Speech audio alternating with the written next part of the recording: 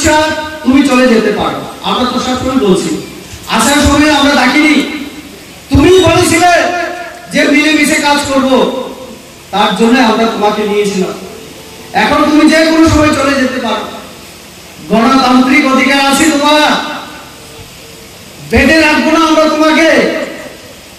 আর তুমি কথা বলতে পারো না যে বিজেপি এডিসিতে ঢুকতে পারবে না।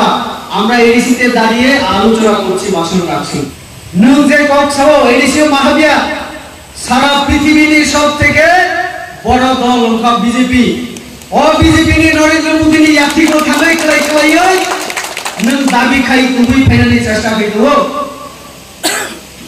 নং যখন কংগ্রেস খাইও আপনার নং সকালে যে একমাত্র ন্যাশনাল পার্টি সে ত্রিপুরানি ত্রিপ্রাসারণী সুখ দুঃখ যিনি অধিকার নলি প্রদ্যুৎ বাবু এসেছেন কতবার শুধু রাজনৈতিক ফায়দা নেওয়ার জন্য আসবেন। এইখানে আমাদের কি আছে, জোনাল অফিস আছে।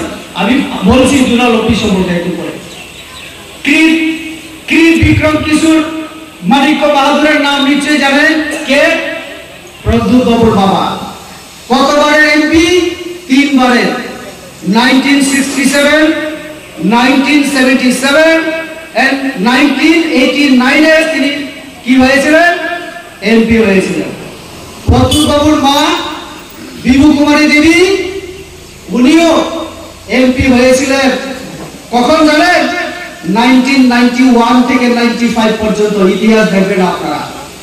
এই বাড়ি থেকে, রয়্যাল ফ্যামিলি থেকে ক্রিট বিক্রম কিশোর 3 বার, 15 বছর, 5 বছর বিভু কুমারী দেবী, এখন 5 বছর কীর্তি দেবী সিং। বাবা মা মেয়ে মিলে কত বছর? 25 বছর হবে। ত্রিপ্রাসার জন্য ক্রিট বিক্রম কংগ্রেসের এমপি ছিলেন।